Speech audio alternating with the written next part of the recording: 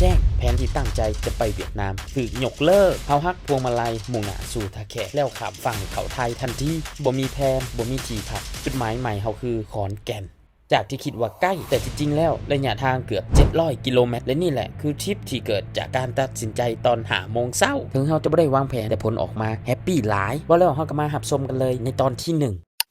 ตอนนี้เรากำลังเก็บกระเป๋าและเซตอัพอุปกรณ์เพื่อเตรียมออกเดินทางตอนนี้แม่นเวลา4 โมงครึ่งเวลาที่เราออกทริปไปใส่ใกล้ๆเรามักจะตื่นแต่เช้า3 โมงแจ้งซาสุดบ่เกิน6 โมงเช้าพอการที่เราออกแต่เช้าแบบนี้อากาศมันจะบ่ร้อนรถมันจะยังบ่หลายและอันที่3คือมันเฮ็ดให้เรารู้สึกว่าเราไปฮอดจุดหมายได้ไวขึ้นก่อนจะออกเดินทางเราแวะจัดกาแฟก่อนเนาะ1 กระป๋องเพื่อเพิ่มความดีด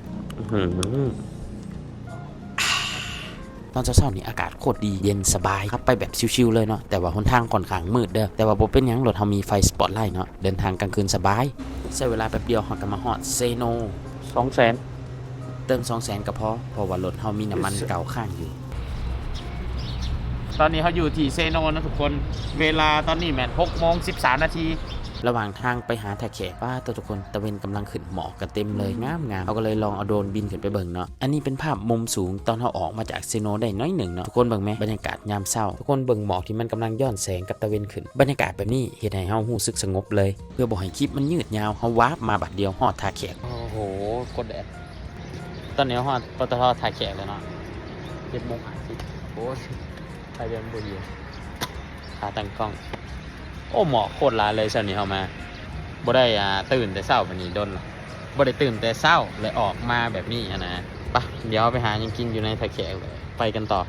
แต่เจ้ารถคันนี้คือยานพาหนะที่พาเขาไปทุกที่เนาะมาตอนนี้เขาก็มาฮอดห้านข้าวเปียกเจ้าดังเนาะเขาก็บ่ฮู้ห้านหยังที่มันอยู่สีแยกไปรษณีย์บ่หรือสีแยกหยังไงดิที่เขาว่าดังๆนะนี่ก็จะมาไผบุมาขอกินน้ำเฮานำว่าสิสั่งให้อยู่ถ้วยนึงแต่ว่าเฮากับงบจำกัดนะนี่มันก็มาเฮ็ดหน้าอ้อนใส่เฮาอยู่ก็เลยได้แบ่งกันกินกับมันนี่แหละถ้วยนึงกินนำกัน EP ที่1เฮาขอจบเพียงเท่านี้ก่อนส่วน EP ที่2เฮาจะข้ามไปฝั่งนครพนมแล้วไปต่อที่100แล้วค่อยไปนอนที่ขอนแก่นจะเฮ็ดเป็นคลิปยาวๆขึ้นให้อีกนะทุกคนฝากทุกคนติดตามหน่อยเด้อเดี๋ยวเฮาจะเป็นรีวิวภูผาม่านจังหวัดขอนแก่นประเทศไทยให้เด้อ